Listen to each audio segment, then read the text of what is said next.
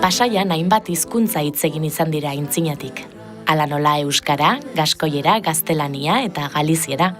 Merkataritza eta arrantza portua izaki, bertako bizilagunen hizkuntzak ez ezik, urrunetik iritsitako beste hainbaten hizkuntzak ere entzun izan dira badia honetan. Esan daiteke beraz, mundu osoko hizkuntzen topagune izan dela Pasaia. 12. mende erdialdean gaskoiera Atxurriko hegoaldeko alde euskaldunetara zabaldu zen. Gipuzkoan nabarmen hedatu zen Donostian, Errenterian, Hondarribian eta Pasaian. 19. mende amaieran gaskoiera desagertzen hasia zen euskarari berriz leku eginez. Pasaian egindako egonaldian senidei idatzitako gutunetako batetan, Victor Hugo idazleak berak ondokoa zioen. Hemen euskaldun jaio, euskaldun hitz egin, euskaldun bizi eta euskaldun hil egiten da. Euskal hizkuntza aberria da, ia erlijioa. Esaiozue hitz bat euskaraz mendialdeko euskaldun bati. Hitz hori ahoskatu baino lehen, apenas zinen gizon bat beretzat. Orain bera naia zara. Hizkuntza espainola atzerritarra da hemen, hizkuntza frantsesa bezala. Idazleak deskribatutako egoera ordea aldatzen joan zen hurrengo mendean. Frankoren diktadura garaian, pixkanaka gaztelaniari egin zion leku euskarak. 60. hamarkadatik aurrera, lan bila iritsitako komunitateak bere jatorrizko hizkuntzari eutsi eta galiziera ohiko bilakatu zuen. Euskal kulturaren berpizkundearen eta ikastolen sorkuntzarekin batera, euskararen berreskuratze bidea abiatu zen berriz. Gaur egun lan horretan dihardute bertako hainbat biztanle, elkarte eta instituziok. Pasaiako portuko agintaritza da hoietako bat. 70. hamarkadaren amaieran langile batzuk hasi ziren euskara ikasten. Gerora langileen batzordeak bere egin zuen gaia, eta 2000. urtean lortu zuten zuzendaritzarekin haien aldarrikapen nagusietako bat adostea. Euskararen plan estrategikoa jarri zuten abian. Elujarra aholkularitza, AIZE, AEKA eta beste zenbait enpresaren laguntzaz, euskararen itsasontzia portura bidean jartzeko lehenengo pausuak eman zituzten. Helburua Pasaiako portuko lan harremanetan euskararen erabilera bermatzea zen. Ordutik hizkuntza normalizazioa erdiesteko ahalegin handiak egin dira, baina euskararen itsasontzia moian ongi lotzeko beste urrats batzuk ematea ezinbestekoa zen.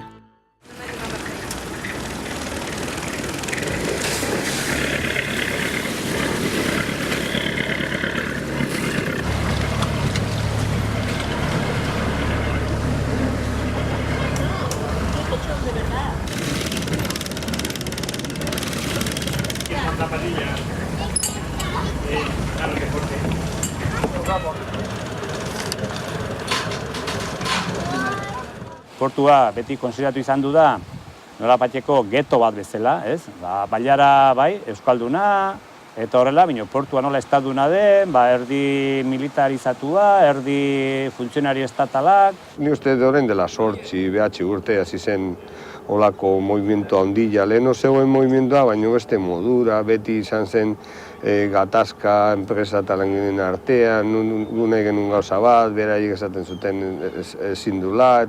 Eta, bueno, orain kontentu nago. Ez dakit nola esan, del carril que han tomado la historia del euskera, ¿no?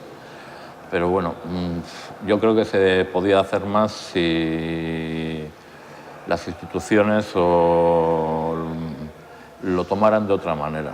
Euskara batzordeak, erabakitzeko botererik berez ez dauka, ez? Erabakiak hartzeko, gero zuzendaritzatik pasa behar dira, hartzen diren erabakiak, baina proposamenak egiten ditugu batez ere, eta gero lantzen ditugu bai prozedurak eta egin diren prozedura guztiak landu ditugu, handi pasatu dira, eta gehien bat proposamenak eta guk hartutako erabakiak, gero hori, zuzendaritzaren oneritziaren pean gelditzen dira beti. Paseko portuko agintaritza da estatuko enpresa bat, eskumenak nolapateko titularidadea estatu espainolarena, nahiz eta kudeaketa hemengo Eusko Jaurlaritzarena esku egon, hor kontzientzi maila hasi ginean, esan dezakegu garbi, oso eskasa dela. Gu aigea lan egiten, baina lan hori bideratzeko eta finkatzeko eta aurrera eramateko oso importantea da aditua eukitzea eta bera jakitea noiz, nola eta ze modutan eramaten dugu gauza guztiak euskararen arlo denetatik aurrera eramatea. Ha habido un cambio de postura por parte de las direcciones, ¿no? Y es cuando se ha empezado a dar unos pasos ya más eficaces. En cierta manera se ha institucionalizado el euskera en la organización y se ha podido ir dando pasos. Euskerak kalidadea ematen dira nolapait zerbitzuari, ez? Eta, hoi, nik uste pixkana enpresa hasi zala hori ulertzen baita ere. Oraindik badauzkagu zailtasunak. Askotan guk nahi dugun guztia beti noski ez dugu lortzen, eta ez dugu lortuko hori dakigu, ez? Baina askotan aprobatzen diren gauza batzuk ere atzera bota izan dira. Eta...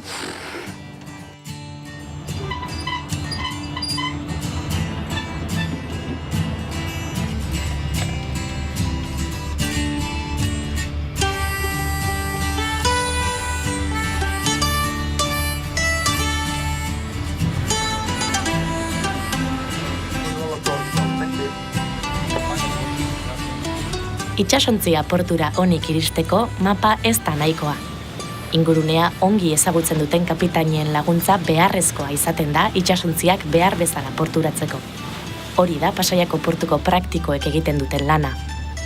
Euskararen plan estrategikoak ere hizkuntzak kudeatzeko sisteman jasotako helburu eta irizpide argiez gain, lemazain baten beharra zuen.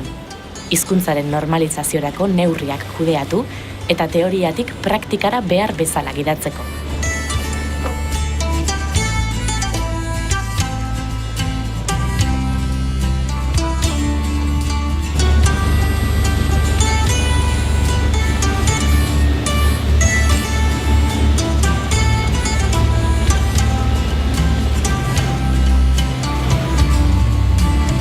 Pasaiako portuko agintaritzak euskararen itsasontzia portura begira jarria zuen ordurako.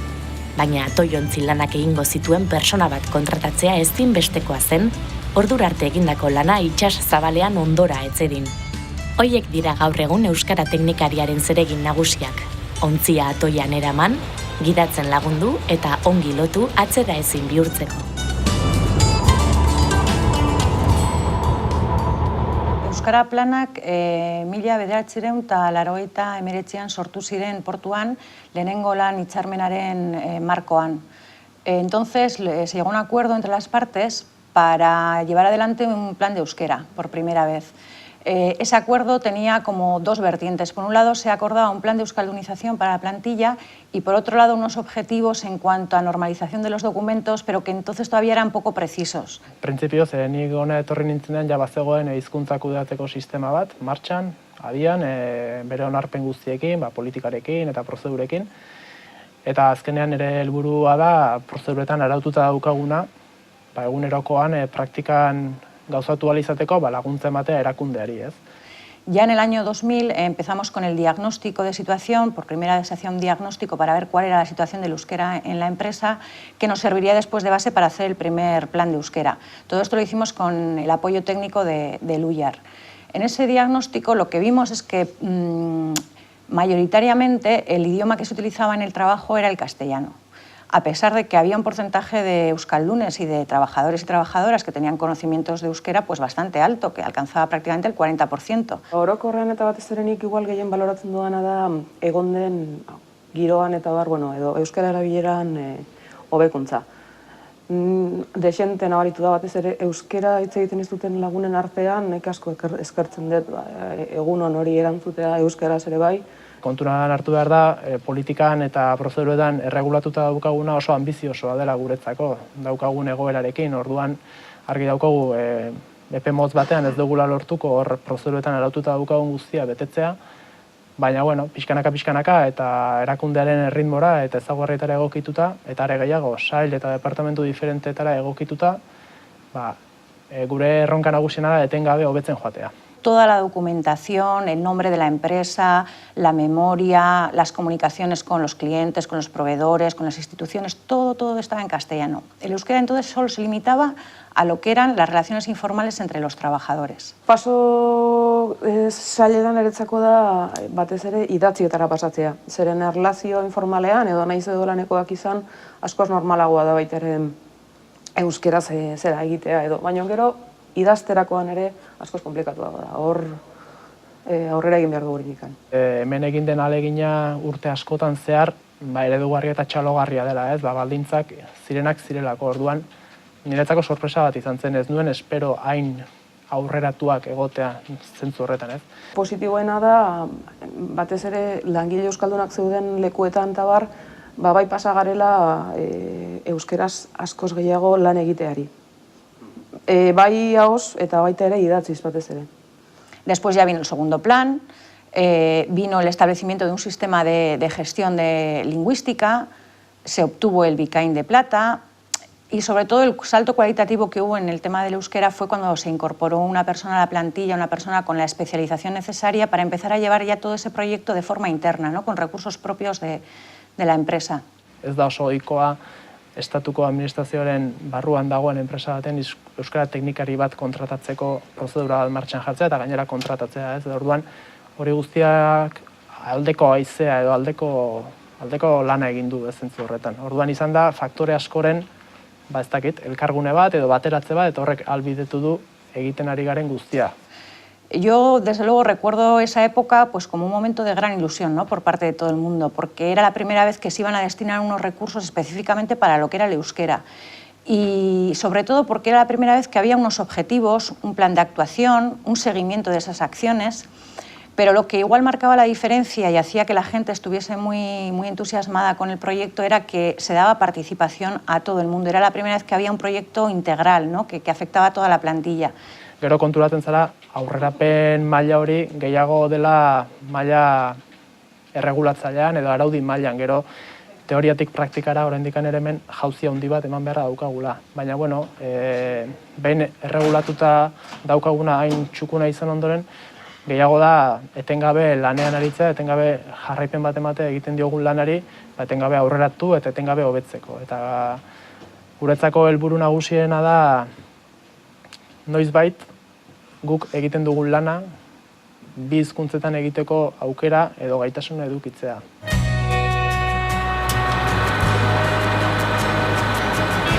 Ezin daiteke esan azken 10 urteotan Pasaiako portuan euskara guztiz normalizatu denik. Baina oraindik egiteko asko dagoen arren, abia puntuan zegoen egoera irauli egin dela begibistakoa da. Seinaleak, dokumentuak, bezeroentzako harreta, eta horren guztiaren gainetik hizkuntzaren ahozko erabilera. I thought that I'd be a working class man, making tall bridges and building big dams, connecting the people to 2 plots of land, making Pasaiako portua. Bai? Kaixo, egunon, bera, deitu dizut leheno, eta da pixka gogorazteko abizu usteguneko bisitadena. Zeregin horretan, portuko agintaritzako langileen ahalegina izan da ardatz nagusia. Hizkuntza ikasi naiz irakatsi, zailtasunak zailtasun egunerokotasunean erabili edota elkarri lagundu. Neurri handi batetan, haien txingurri lanari esker erein da euskararen hazia bertako lan harremanetan. Lankideek mintzataldeak osatu dituzte ikasten ari direnei laguntzeko eta zerbait dakitenei erabiltzeko aukera eskaintzeko. Hazi hori apurka-apurka loratzeko ongarria euskararen ezagutza izan da zalantzari gabe. Entzun deterratietik laguntze bat duzula. Bai, lagundu behar diazula zeren landare guztiak urestatu behar ditugu pilarren landatzeko. 80 hamarkadan hasi nintzen gau eskolan, errenderian. Eta urte bat pasan nintzen hor. Gero beste urte bat ja ekan sortu zenean, errenderin, eta gero hemen portuan. Nire inguruan euskaldun desiente bat zeuden, ez? Eta haiekin hasi nintzen, indioa bezala. Berbori gabe, predikadori gabe, eta bueno, hitz bat lotu beste hitzarekin, azkenean hitzi naizen tokira, eta bueno, defendatzen naiz. Orain teknikaria daukagu, baina guk hasi ginen, igual orain dela 30 urteen, teknikaria eskatzen, ez? Tarteka izan dugu, gero hutsa egon zala tokia, Eta, bueno, orain berriro daukagula, eta, bueno, laguntza handia izan dela guretzako, bultzatzeko. Hitz egiteko, bueno, papereko harremanetan baita ere biltzeko, eta, bueno, sakonduin behar da, eta egunero militante bezala. Eta, bueno, zure buruan sartzen baldin baduzu hori, denbora noski behar duela, hitzein asko, eta baita ere ilusioaz bizi horretaz. Bestela jai daukagu. Bueno, nik euskara ikasi nuen haikan eta gio joan nintzen eutegera ega titulateatzea.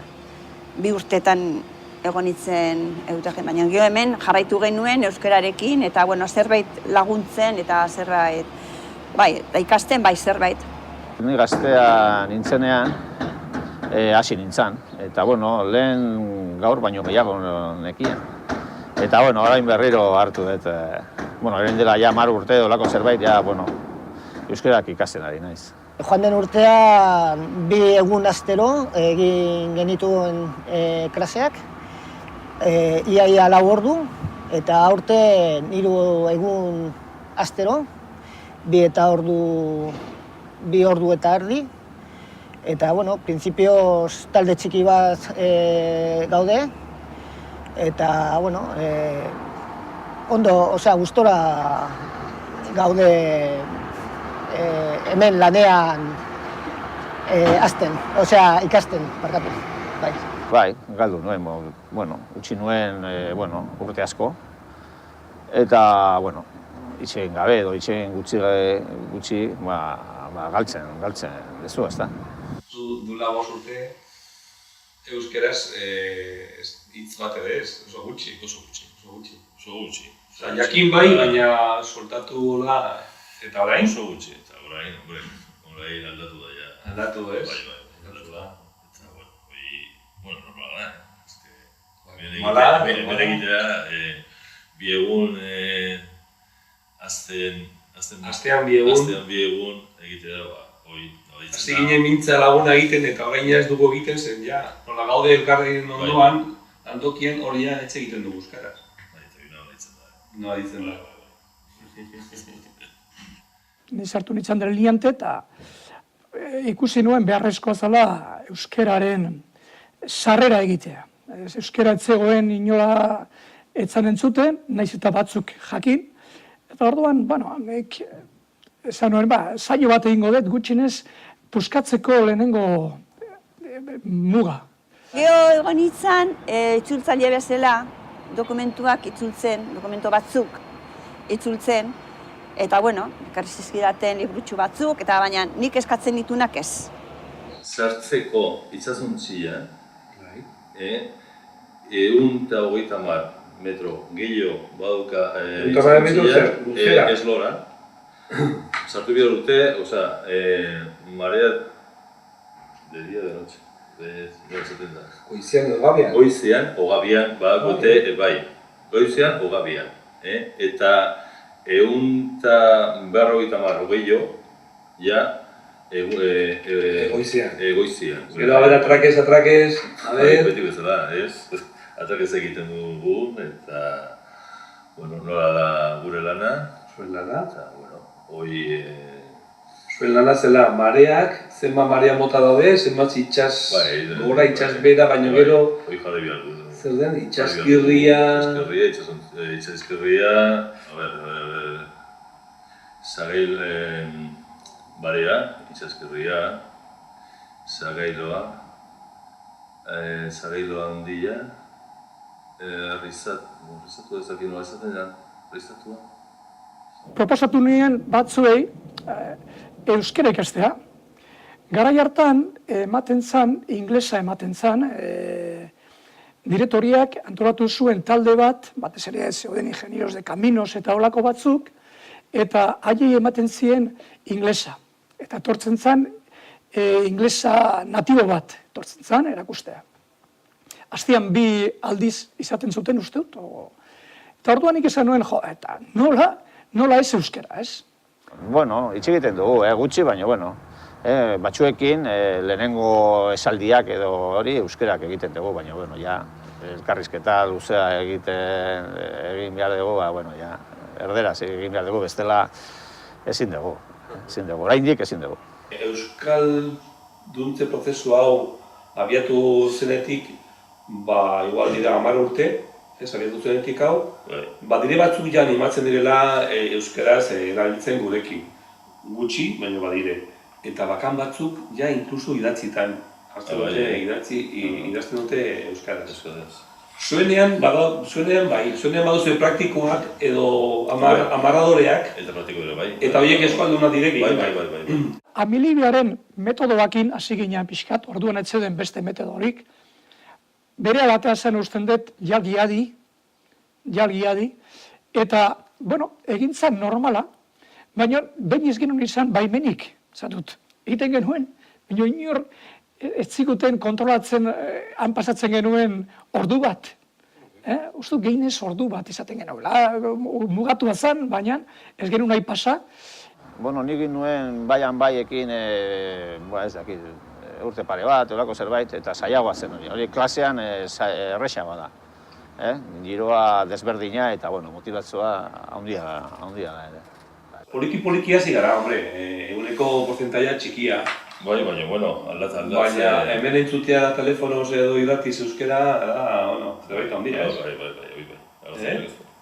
Gero egia esan komiteak ere bere eskutan hartu zuela euskararen egoera, eta horrek gero jarraitu zuen eta ja ofizialki egin zuen. Bai direzioakin hartu emanak izan zituen eta onartu zuten euskara eramatea, eta bai, oso ondo. Baina esatut, komiteak izan zala ere gero bera finkatu zunak ofizialtasuna. Horren oso beharrezko izan duzan hori. Ni gutxi gora bera orain dela 10 urte hasi nintzen euskara ikasten. Eta, ni hasi euskara ikasten, bi seme alaba ditut. Eta, nahi nuke hitz egin berarekin. Arrazoi handiena, garrantzitsuena da, nire seme alabek euskara hitz egiten dute. Ja, betikoa, bere emazteakin hitz egin dute, eta etxean, nahiko euskarak entzuten da. Nahiko euskara hitz egiten dute, eta, ni galdetzen naiz, gero eta gehiago. Eta, ez du nahi hori, tren hori eskapatzea.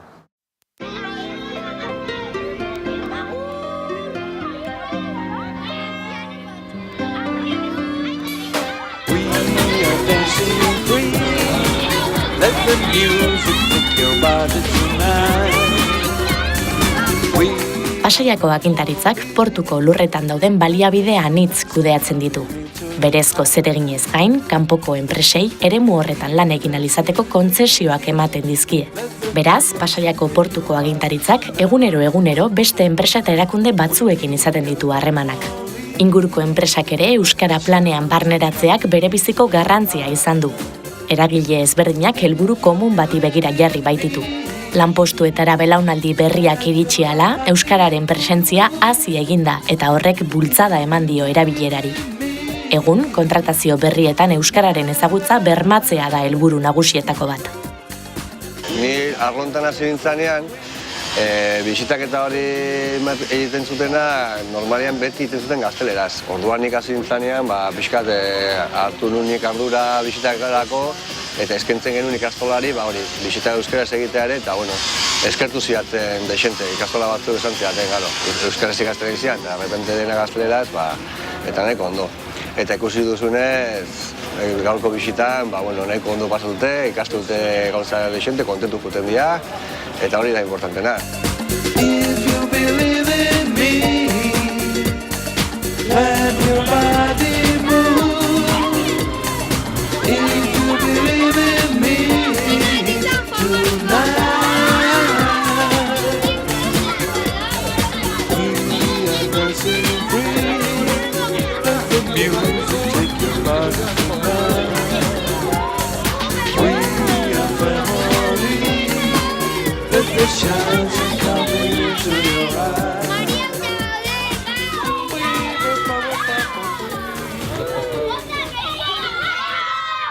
yo he percibido en el puerto de Pasajes y sobre todo, más concretamente a nivel de la autoridad portuaria, determinados avances interesantes en cuanto al intento de, que el euskera sea cada vez un poco más tender hacia que sea un poco más un idioma más presente en nuestro quehacer diario, ¿no? En las cosas sencillas estas del día a día, ¿no? Gurekin harreman zuzena daukenak eta horre atrakeekin eta aditzenak eta horiekin beti euskeraz hitz egin du.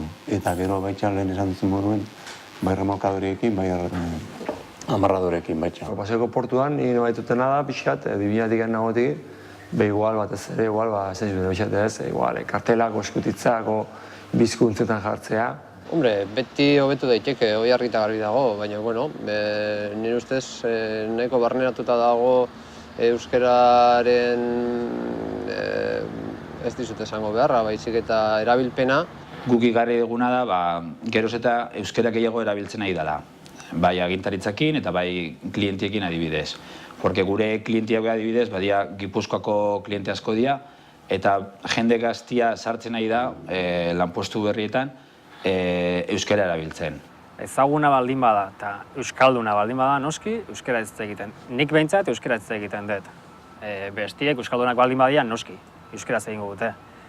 Baina normalki, portuko hizkuntza erderaz izaten da. Dena dela, badaude oinarri batzuk, usten degula, pausotxo batzuk eman noi dirala. Adibidez, Pasaiko portuko fitxa ofizialak bai euskeraz eta bai gaztelanian daude, orduan euskeraz erabiltzeko aukera ematen da.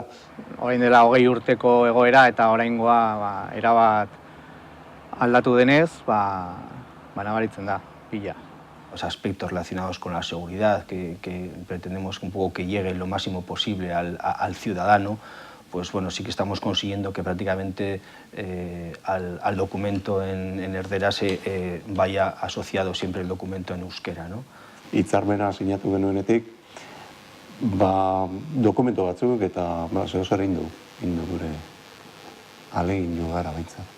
Gauza batzuk eta itzultzen eta harremanetan eta harreman ofizial horietan apur bat. Nire hizkuntza euskara da, eta orduan beti hitzen dut jendeekin euskaraz, eta ez nabaitu aldakitik, nabarmena baita zer hori. Eta, gauza hori bakigu bai, poliki joazten gauza diala, eta, gauza egon doa. Oso garrantzitsua iruditzen zait baita, portuko agintaritzak hartutako erabakia, FQM, bikaintasunaren eredua poliki nolabait aintzat hartuta, bikain ereduan hain zuzen ere landuta, hainbat helburu identifikatu eta sistematika bat barnatuta daukien. Lehen bazauden pertsona edadeakin, euskara zutela erabiltzen egunero laneantzako. Eta gaur egun jende gaztea bai da erabiltzen. Eta ikusten da, geroz eta gehiago erabiltzen nahi dela. Gure enpresa nola internazionala da edo, gure barruko hizkuntza ingelesa da. Ni beti egon behar naz hitz egiten edo Ingalaterrakin, edo Alemaniarekin, edo Noruegakin. Hortik aurrera, pixkat esan dakoa. Segunta ze pertsonakin, ohitua zauden, edo segunta ze ingurunean, beste pertsonak euskeraz baldin badakite ala ez, erabiltzen da ala ez. Oin dela 20 urte, nabaritzen zen batez ere, festibadoretan, hemengo jendearen artean erabiltzen zela. Baina orain, esan dezagun enpresetan eta gero eta jende gazteagoa sartzen ari da eta nabaritzen da erabilera asko handiagoa dela. Cuando llega el verano de la gente que acude al mar para que intente disfrutar y regresar a casa, pues eso genera una serie de documentación, una serie de guías, de recomendaciones, de fichas. Bueno, pues ya todo eso, a fecha de hoy, todo lo hacemos tanto en castellano como en euskera, ¿no? Errusiar baten dago, ona datorren kapitan baten dago errusiarrak eta ekialdeko jende asko datorrez. Eta orduan, batzuetan zuzabitz komuniketan beste ez eta beratzen zaitu apurtxo bat. Zuzabitz espainolez, esate dut ziren, eta ez. Gaur egun, ziarrezko kua baukie, eta ustez, aitatu zidatenaren arabera, 2014ako identifikatuta daukate urrezkokua lortzea. Nik uste tekniko aldetik hiztegi hori osatuko bagenu, ez? Pixkat gehiago euskara erabiltzeko ohitura hartuko dukela. Noizean behin gertatzen da Muruetako barkuak etortzen direla eta hor galiziarrez gain, bermeotarraren bat edo izaten da, ezta? Murueta hor Urdaibain dago eta hango jende pila badago eta gure langileak euskaldunak direnez, berehala sortzen da konplizitate moduko bat, ezta? Eta euskeraz hasten dira eta eskertzen da. Haiek eskertzen dute eta guk ere bai.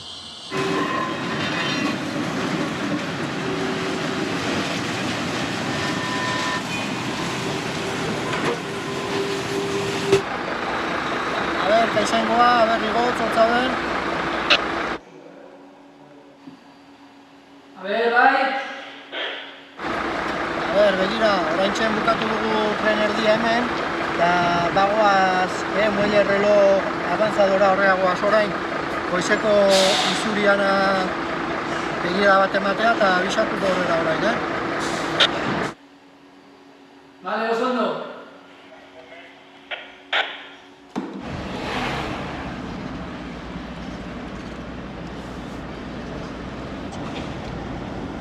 Txarra aurtengoa ere bai. Orain azkeneko urte haue oso movimiento gutxi dago, ez? Garai batetan orain dela markada bat edo gutxiago kriston lana ondu da, ez? Eta orain enagarria da pixkat ez nola dago, baina egoera orokorra da.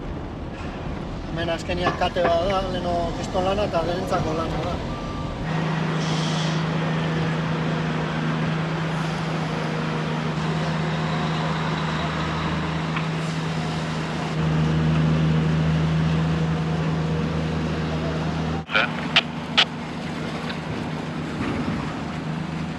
A ver, Xavi, enseguida terminamos un tema que estamos haciendo y ya queda reloj,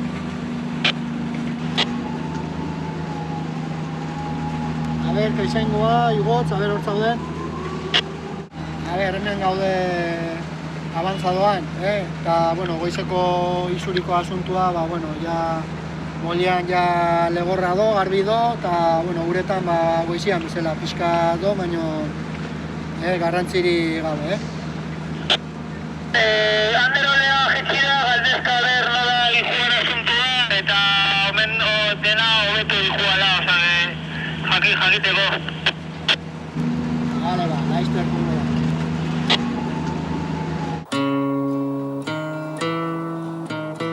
Edo zein portutan bezala, Pasaian denetariko merkantziak iritsi eta irteten dira egunero. Esate baterako autoak, metalak, haziak edo arrainak. Euskararen merkantzia izan da ordea, azken 10 urteotan kudeatu behar izan duten materialik baliotsuena. Merkantzia hori porturatzeko ardura gorena portuko agintaritzako presidenteek izan dute. Euskara plana abiatu zenetik 4 arduradun izan ditu portuak. Jose Ignacio Espel, Jose Juan González de Chavarri, Miguel Buen eta Lucio Hernando. Ezberdintasunak ezberdintasun guztiek heldu diote euskararen normalizazioari, euskararen merkantzia bide zuzenean jarriz.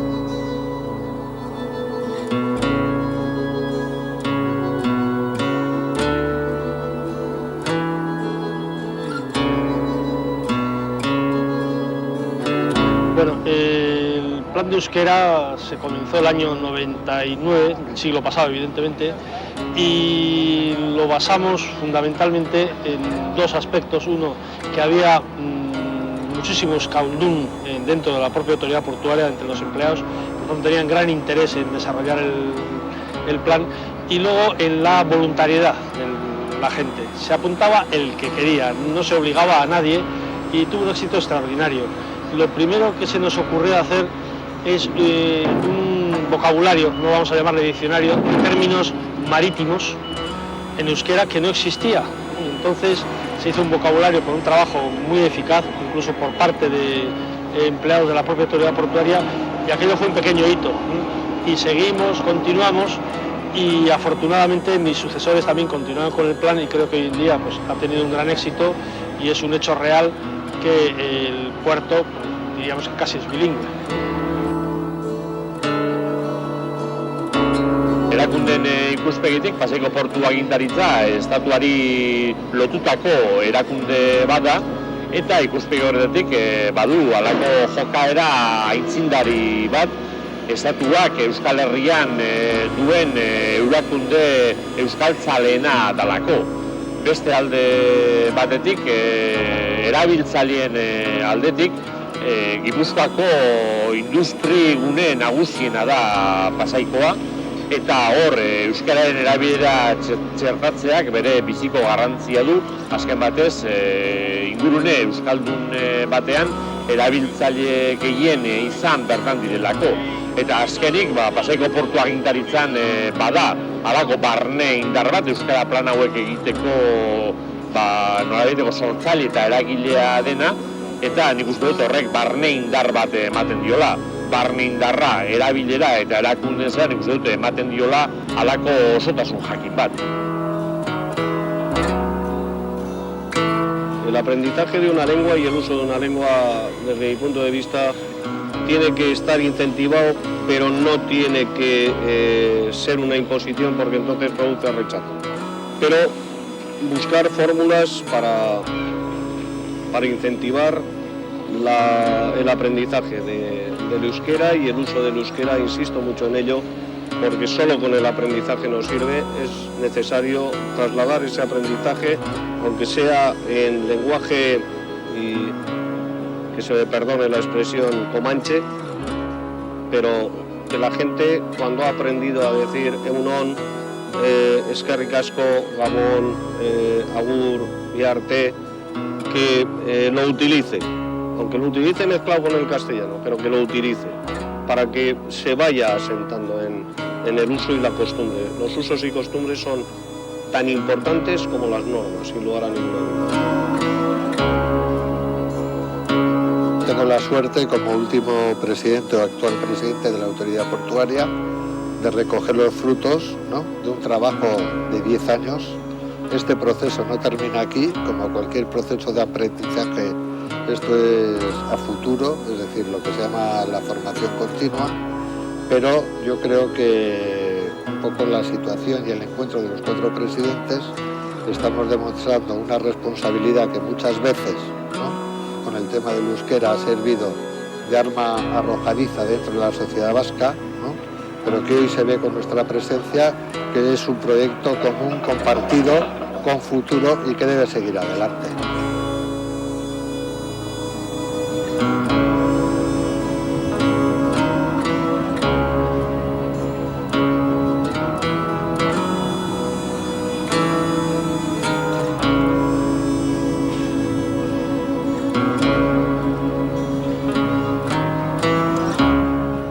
Hamar urte luze igaro dira Pasaiako portuko agintaritzak euskararen normalizazioan lehenengo urratsak eman zituenetik.